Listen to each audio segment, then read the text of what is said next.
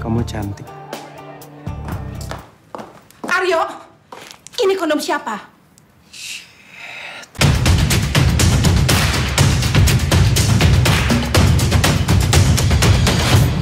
Hai, assalamualaikum warahmatullahi wabarakatuh. Selamat siang, pagi, malam, sore. Apa kabar anak SS? Ya, kembali lagi di episode keempat Speak Cinematic. Yes, bersama tentunya. Kita. Ada Angga Yunanda. Di sini saya Dilan. Aduh, ampun bang, ya ampun bang jago. Oke, seperti biasa kita bakal nge-review satu film ya. Ini ada hubungannya juga dengan Angga Yunanda ya. Ini juga salah satu film terbaru dari Angga Yunanda yang barusan kita nonton kemarin ya. Kemarin banget, parah sih ya. Ya, dan judul filmnya adalah Di bawah umur. Dan bukan di bawah standar ya. Atau malah jangan-jangan filmnya yang di bawah standar.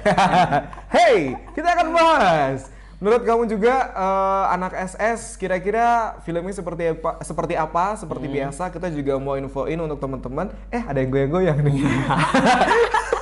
Oke, saya mau infokan untuk teman-teman seperti biasa, teman-teman juga bisa memberikan informasi terkait dengan film tersebut gitu ya. Dan film gimana? Dari sinopsisnya sendiri adalah film ini sebenarnya bercerita tentang kisah anak remaja yang ingin menuju ke dewasa. Itu sebutannya adalah coming of age. Itu bercerita tentang kehamilan di luar nikah seorang siswi SMA, yang mana si siswinya ini dihamilin oleh temannya sendiri. Nah, kalau ngomongin hamil di luar nikah, si Angga ini udah profesional. Udah pasti ya, udah khatam.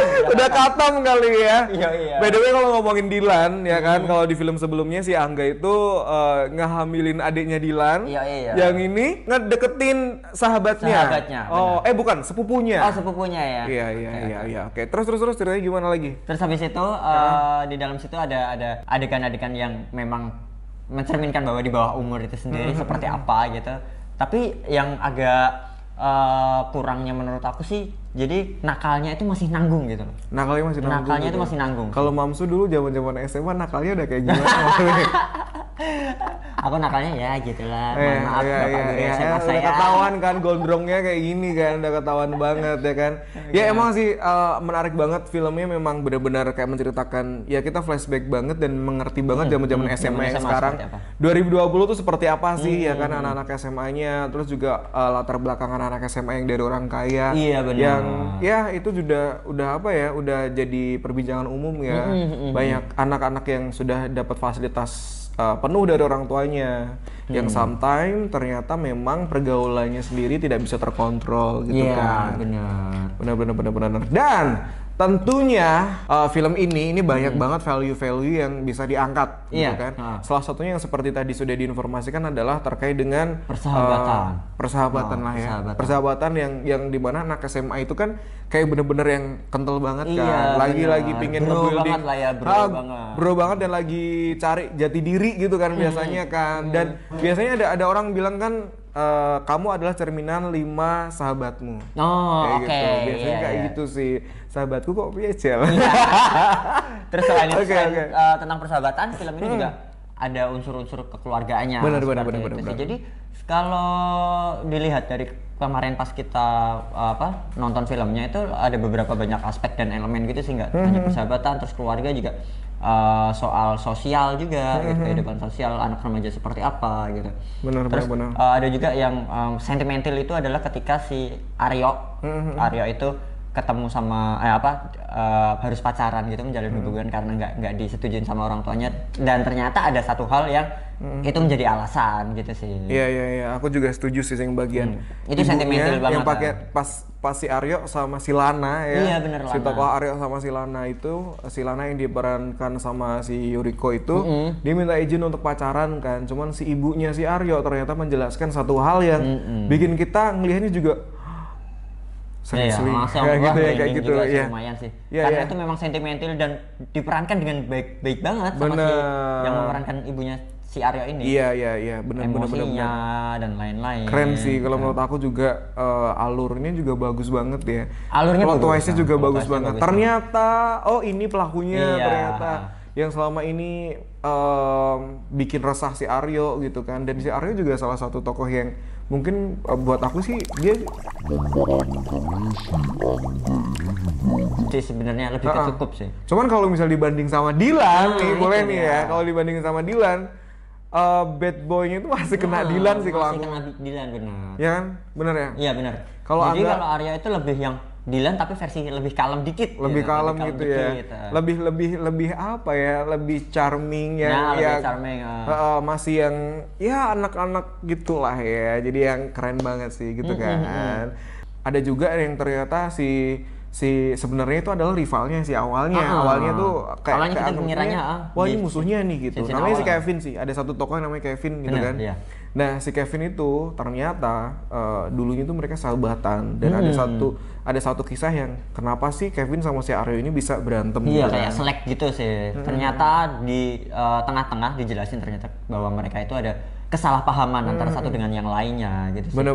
Dan itu menurut aku epic banget sih. Bener. Cuman kalau dilihat dari si Kevinnya nih ya, Mamsu, aku merasanya agak sedikit gimana ya si tokoh si Kevin ini ya udah dia tuh kayak ngikutin alur aja gitu. Kalau misalnya orang bilang Aryo jahat, ya udah Aryo jahat. Sahabatnya yang satunya tuh yang ternyata jahat itu dia bilang dia mau ngajakin mantap-mantap gitu kan. Mau ngajakin mantap-mantap ya udah mantap-mantap aja yang penting punya duit gitu kan. Jadi menurut aku sih si Kevin ini karakternya belum ada something control yang bagus gitu.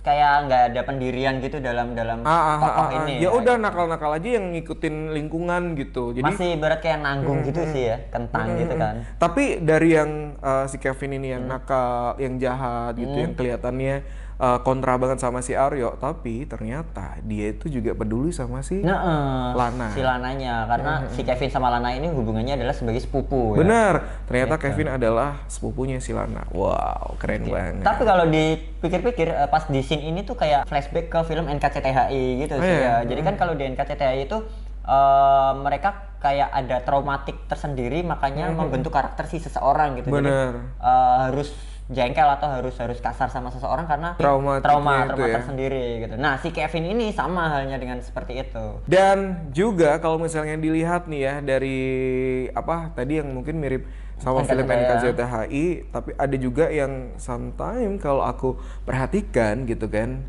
kok mirip Dylan ya. Aku nggak tahu nih, karena kan dulu kan ada rumor-rumornya juga kalau Dylan itu dulunya sebenarnya yang mau meranin kan si Angga Yunanda kan, katanya sih ya rumor-rumornya, cuman ternyata yang kepilih adalah si Iqbal gitu. Aku nggak tahu sih isunya seperti apa yang pasti, cuman kayak dulu tuh pernah deh ada orang yang ya kayak itu si Angga yang harusnya memerankan. Cuman bersyukurlah ternyata si Angga memang cocoknya di sini nih, bukan si Dylan ya kan. Kalau menurut aku Dylan itu lebih ke bener-bener yang berandal gitu loh. Iya. Dylan itu lebih ke ya apa ya istilahnya bad boy lah. Bad boy romance gitu lah, keren banget ya. Terus kalau misalnya aku sorotin juga perbedaan dari Dylan sama si Aryo, si Aryo waktu berantemnya, tau gak sih? Oh iya. Kalau kelihatan banget kan. Kalau Dylan itu kayak berantem beneran gitu lah ya. Tapi kalau si Aryo ini kayak kebanyakan efek sih. Bener. Kalau si Aryo ini masih kayak slow motion. Dia kayak gitu. Cuman kalau si Dylan langsung kan. Iya benar. Kayak nggak ada real time-nya gitu. Oke. Kalau dari Mamsu sendiri nilainya berapa nih untuk sinopsis? Untuk sinopsis nilainya tuh 2, 3, 7, 8. Ya gue kasih 8 lah ya. Boleh lah ya. Keren. Aku 7 aja nggak apa-apa, cukup lah ya. Next kita bakal ngomongin terkait dengan sutradaranya. Sutradaranya adalah beliau Bapak Emil Heradi. Heradi itu Haradi sih. Heradi apa Heradi ya? Heradi ya.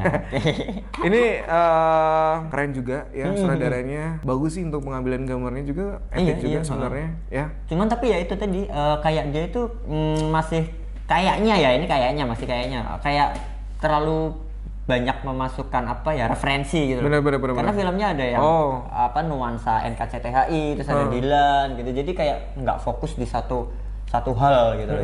Tapi ya keren sih. Apalagi kalau misalnya kita lihat si Yoriko, terus kemudian juga dengan settingan sekolah yang old gitu kan, yang sekolahnya juga old juga, bener-bener bangunannya juga ala-ala Dilan juga kan, persis banget persis kan, papan banget, tulis yang masih pakai Iya. apa namanya kapur, benar. yang kayak gitu-gitu, yang itu memang langsung sih kalau aku Iya, langsung ingetnya langsung Dilan Dan sih terus memang. si Aryo kena masalah harus menghadap ke kepala sekolah gitu kan, itu kayak si Dilan pas kena masalah gitu Benar, kan sama gurunya. benar, iya. Gitu-gitu sih. Yang membedakan memang ini ada lebih deep lagi terkait dengan pacaran Iya, gitu iya, ya. benar. Dan untuk sutradara ini sendiri kamu berapa? Sutradara 7,5. Ibeng? Masih 8 juga 8 sih. juga. Oke. Berikutnya kita bakal ngomongin terkait dengan sinematografi. Oke. Jadi untuk sinematografernya di sini ada seorang wanita, perempuan gitu. Wow. Terlibat dalam pembuatan film Ayat-Ayat Cinta 2. Oke, dia adalah Vera Ita Lestava. Yes, dia pernah terlibat dalam pembuatan juga Ayat-Ayat Cinta kedua ya. Ayat-Ayat Ketemu Cinta Fahri dong berarti ya. Iya. Sama Aisyah dong. Bener-bener. Kalau untuk sinematografinya nih, Mamsu ya, aku agak sedikit terganggu. Nih yang paling aku inget banget adalah ketika yang follow itu loh, Oh, iya, yang kameranya kameranya nge-follow follow, itu ya. loh, nge-follow itu waktu jalan. Itu bener-bener kayak yang ya, mungkin apa ya normal juga sebenarnya. Cuman aku agak sedikit ganggu dengan banyak gerakan yang kanan kiri. Iya. Begini. Jadi biasanya kan ngikutin aja Ya, gini kan. agak halus lah ya. Dia baik yang begini gitu. Jadi agak oke. wah, nah gitu jadi Agak terganggu ya itu. Itu pas scene si Aryo sama Lana jalan itu. Jalan Mereka terus jetting gitu ya. Nah, terus jadi notice banget nih aku nih waktu dia di tengah-tengah apa sih kayak yang jualan-jualan tuh di pinggir jalan Iya, gitu iya, kan. iya. Terus abis itu orang-orang di Pujasera lah bener-bener di pinggiran jalan. Orang-orang yang ada makan di situ tuh pada nengokin. Iya, parah kan? sih itu. Itu sayang banget sih padahal Sayang scene-nya banget. itu udah apa ya, emosinya udah kena banget kan, udah romance banget tuh di situ. Tapi bocor orang-orang di belakang yang orang-orang lagi di makan bocor gitu. mungkin kurang di briefing atau bagaimana gitu kan, atau mungkin bisa juga nih sutradaranya yang direct dia juga pingin natural aja gitu kan, tapi jatuh naturalnya jadi kita jadi malah cringe notice gitu di situ sih. ya. Harusnya sih kalau mungkin itu kemungkinannya lagi adalah orang-orang yang di situ adalah orang-orang yang memang makan di situ. Jadi si sutradara nge-shoot aja gitu. Jadi nggak clear area gitu. Oke, ya udah. Nilainya berapa nih untuk sinematografinya? Sinematografi aku 8. Karena ada hal-hal dari gambarnya itu keren juga sih. Untuk tone colornya, terus kualitas gambarnya itu bagus juga. Dan cahayanya juga rata juga sih. Kalau aku 8 juga. 8 juga. Ya, bagus sih memang. Cuman yang jadi catatanku memang itu dulu. Iya. Doang sih. Benar. Oke, next kita bakal ngomongin terkait dengan penokohan. Ada banyak banget nih tokoh-tokoh yang udah famous juga, maksudnya udah sering banget. Udah punya nama. Benar, dan ada juga beberapa tokoh baru gitu kan. Juga. Ada anak-anak baru yang main juga di film ini gitu ya. Dan film ini lead tokohnya adalah si Angga Yunanda sama si Yoriko Angelin. Bener, Yoriko Angelin ini juga pernah main sebagai sepupunya Dilan kalau misal teman-teman ingat ya. Benar. Terus ada juga Sandina Cinnamon. Oke, itu adalah Marsha dan Noval Samudra. Itu Kevin. Marsha and the Bear. Ya, Marsha and the Bear. Kamu orang notice aku guyon tuh mah. Kalau udah ngomongin Angga Yunanda, aduh gue ngefan banget sih sama Angga, seriously. Gue ngefan banget, salah satu tokoh muda yang aku ngefan, aku suka idolain adalah si Angga. Kenapa tuh? Dia konsisten, men. Gitu. Dia orangnya konsisten, terus memang auranya bagus sih, bintang. Iya. Itu loh, keren banget. Cakep juga ya, keren. Konsisten cakepnya. Terus juga nggak kalah cantik juga si Yoriko kan. Itu manis banget sih. Lawan mainnya adalah si Yoriko. Dan dua orang ini memang benar-benar anak muda yang bertalenta banget. Kalau si Angga kan udah beberapa kali main nih. Salah satunya ada si dua garis biru. Terus kemudian ada Mariposa. Ada apa lagi ya? Banyak banget si Angga Yunanda. Terus si Yoriko juga pernah main di Dilan. Ya kan. Jadi sepupunya si Dilannya. Bener. Dan si Yoriko sama Angga ini menurut aku di film ini tuh kayak chemistry-nya dapet banget sih. Padahal untuk katanya proses syutingnya itu singkat sih. Tapi mereka itu kayak chemistry-nya nyatu gitu. Oke. Dari semua list pemain ya kan, yang aku sedikit surprise gitu adalah ada si Amel Carla. Nah, bener-bener. Amel Carla. Amel Carla yang dulu sering begini nih sama mamanya waktu kecil ya. Amel cuma Oh iya. Udah nggak cuma-cumi lagi ya sekarang ya. Dulu kalau misalnya nonton di TV ya kan, di sitkom tuh biasanya ada Amel Carla tuh. Itu sitkom apa sih dulu lama banget, Bajaj-Bajuri bukan ya? Waduh, bukan, aku lupa ada agak lupa Amel Carla dulu tuh ya. Apa bang namanya? Oh ya benar. Suami-suami Ada takut suami-suami takut istri. Nah, itu ada satu tokoh namanya si Amel gitu ya. Amel. Si Amel Carla itu yang diperankan oleh Amel Carla.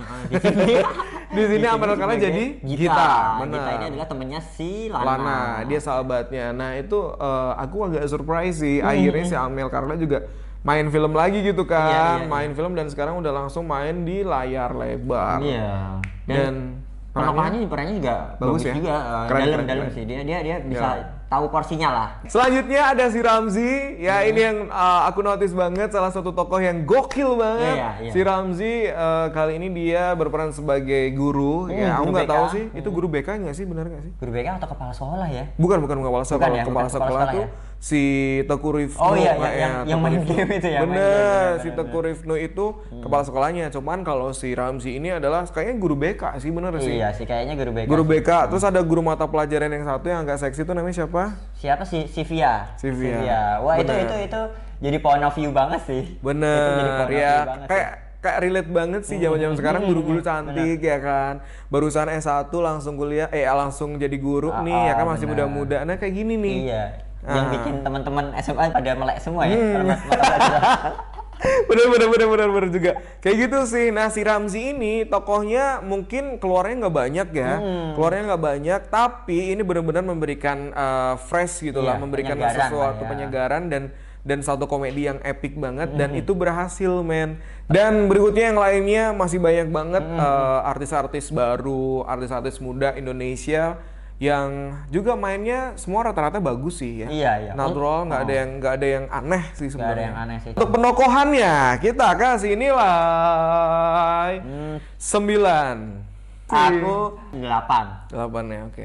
Aku 9 sih karena aku suka fresh ya kan, anak-anak muda semuanya. Ada juga kan tokoh-tokoh senior juga yang sudah ada di situ. Ada si Surya Saputra, ada Dian Nitami. gitu. Keren Iya banget, sih. parah sih. Makanya aku sukanya si sutradara di film ini tuh dia Combine-nya bagus ya. comeback-nya bagus banget. Jadi nggak melulu soal aktor atau aktris yang udah punya nama besar dan udah punya talenta yang bagus, tapi dia ternyata bisa menumbuhkan potensi-potensi gitu. Benar keren banget. Dan Jadi di sisi lain tetap ada pemeran-pemeran yang udah senior juga gitu. oke. Jadi 9 pas Jadi lah. aku 8. Dan tentunya ada fakta-fakta menarik terkait dengan film ini, maksud ya.